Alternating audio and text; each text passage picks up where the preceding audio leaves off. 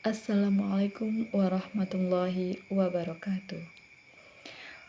Alhamdulillahilladzi an'amana binikmatil iman wal islam wa nusalli wa nusallimu ala khairil anam sayyidina Muhammadin wa ala alihi wa sahbihi ajma'in. Hadirin rahimakumullah. Semenjak kita dalam kandungan ibu hingga kita lahir, hingga sampai akhirat nantinya, surga ataupun neraka, dalam kehidupan kita tidak luput dari yang namanya nikmat Allah Subhanahu wa Ta'ala. Kalau kita berbicara tentang nikmat, kita harus mengetahui 4 perkara. Yang pertama, siapa yang memberi nikmat? Yang kedua, nikmat yang diberikan. Yang ketiga, orang yang menerima nikmat. Dan yang keempat, sikap atas nikmat yang telah diberikan. Hadirin rahimakumullah. Yang pertama adalah siapakah yang memberi nikmat? Yakninya tak lain dan tak bukan adalah Allah Subhanahu wa Ta'ala. Dia adalah yang berkuasa menambah dan mengurangi nikmat pada setiap insan. Kalau Allah sudah berkehendak akan menambah nikmat kepada manusia, maka tak ada seorang pun yang dapat menolaknya. Dan begitu pun sebaliknya, jika Allah berkehendak ingin mencabut nikmat yang telah diberikan kepada manusia, tak ada seorang pun yang dapat mempertahankan nikmat tersebut. Kenapa demikian? Karena iradatullah fauqa kulli iradah. Kehendak Allah di atas segala kehendak. Manusia hanyalah berencana. Segala keputusan terletak pada Allah Subhanahu wa Ta'ala. Ada pepatah mengatakan, kok indak dape silandak lidih, silandak bilih nan balaku. Kok ndak dape kehendak hati, kehendak Allah nan balaku.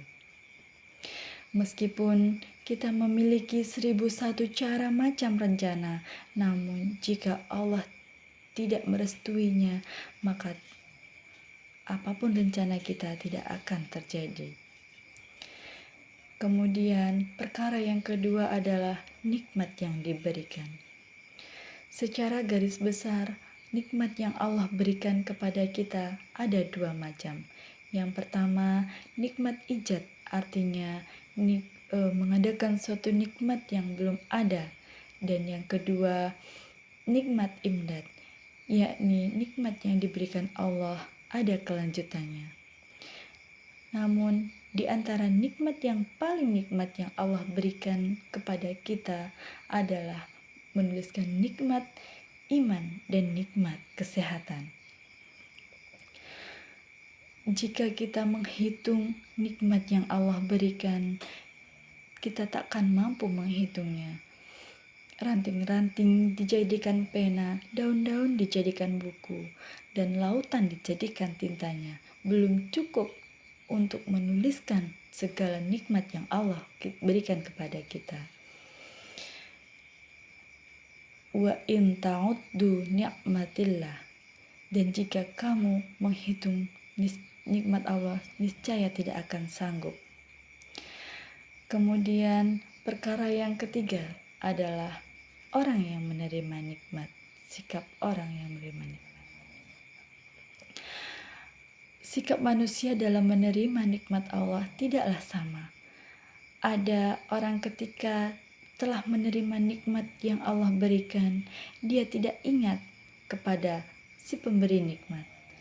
Namun ada juga orang yang ketika diberikan nikmat oleh Allah Subhanahu wa Ta'ala, maka keluar dari mulutnya kalimat-kalimat thayyibah dan kalimat yang bernilai ibadah.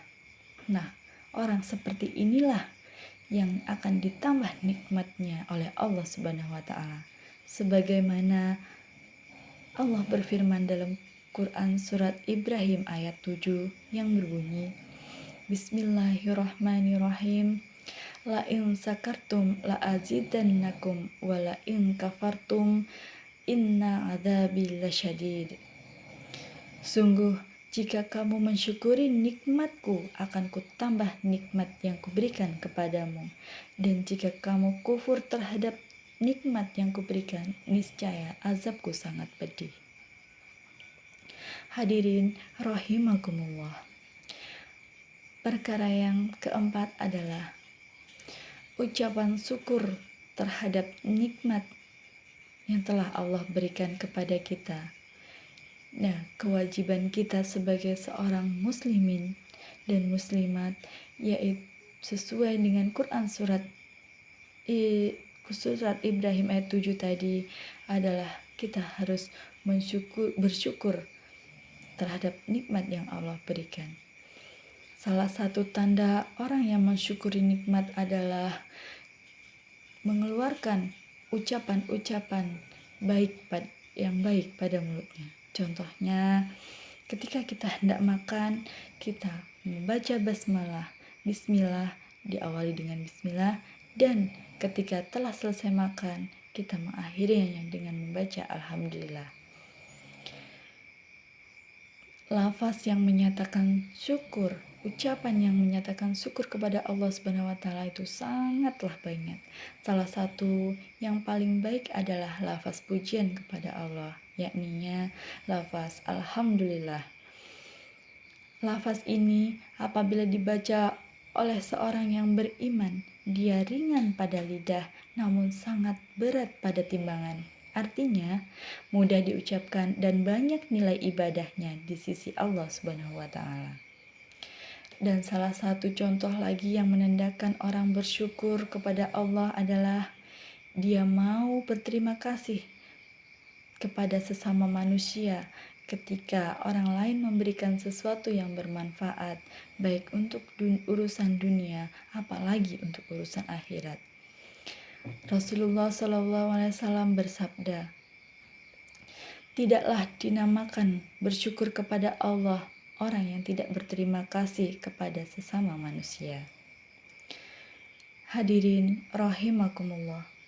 Dari uraian yang telah kami sampaikan tadi dapat kita simpulkan, yakninya marilah kita senantiasa mensyukuri nikmat yang telah Allah berikan kepada kita dengan jalan mentaati segala perintahnya dan meninggalkan segala larangannya. Karena dengan itulah kita akan memperoleh derajat yang mulia di sisi Allah Subhanahu wa taala. Wabillahi taufiq wal hidayah. Wassalamualaikum warahmatullahi wabarakatuh.